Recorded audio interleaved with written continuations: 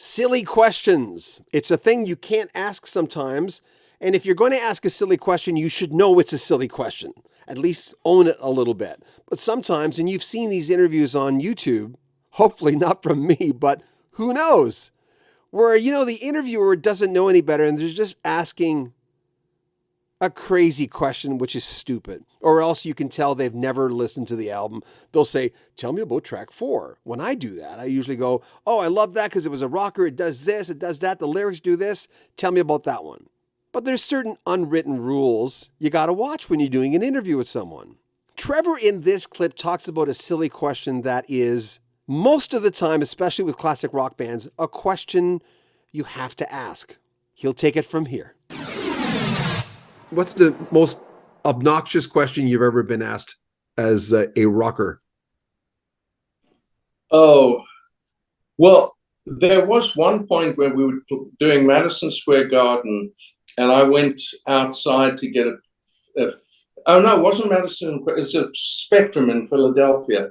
And I went out because I wanted to get the cheese. There was a cheesesteak place just down the road. And when I came back, they wouldn't let me back in. I said, no, I got to get back. I'm in the band. And the guy said to me, yeah, me too. It's not really a bad thing, but that happened. And he wouldn't let me in.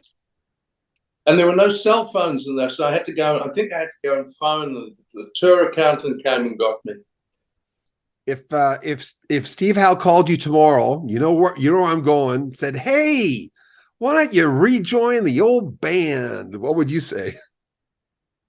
Unfortunately, the old band is gone.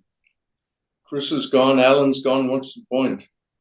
Yeah. But, as far as that is one of the most silly questions I get any chance of a reunion tour. I understand the question, but I was asked about it and I said, with who? Who would that be with? Chris is gone, Alan's gone, not Rick, Bill doesn't want to play anymore. I did my bucket list with Rick and John, ARW, so that's the nearest I want to get to that. You realize, and you probably know this, that's like at least 15, 20,000 hits. It's so silly. That's amazing. It's stupid, because people know the answer. They know what you're going to say. Is there any future in that area, or are you just forging forward? Let me ask you this. Is there any future with you and John and Rick, and are you going to continue doing solo albums? No, I think for now, the solo thing's where I am.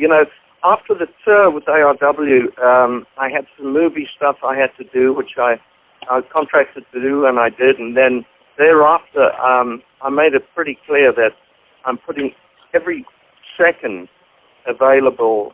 I'm doing nothing but my album, and I did. And for 18 months, I was just completely blown away with with doing the album and doing nothing else. And I had just had such a ball doing it.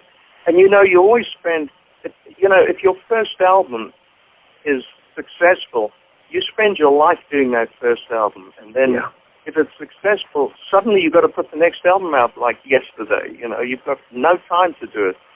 So for me, this almost felt like a first album because it's been 30 years since 30-odd years since I did a vocal album. So I felt very energized, and it's like, this is cool. I've woken up to doing something completely exciting. Trevor Rabin's brand new album is called Rio. He hasn't released a vocal album in a gazillion years, but he put a lot of work into this, a lot of great guitars. First, we talked to Trevor on the phone, and then the promotions company said, let's give him another interview. They liked our work, so we got a chance to talk to Trevor on video. And that was just sensational. But he's really proud of this, and he really should be, because there's not a bad track on it, first of all. He gets a little political sometimes, talking about the state of the world, but I highly recommend Rio. Again, links in the description if you want to pick it up. Make sure you comment on our videos. We read all the comments. Share our videos on social media. Subscribe to our channel and like our videos as well. Remember, you can make a donation to our channel. At the very top of the description, there's a PayPal link where you can make a donation, or join our Patreon where you get early access to all our videos. I'm John Bowden. This is Rock History Music. Take good care of yourself.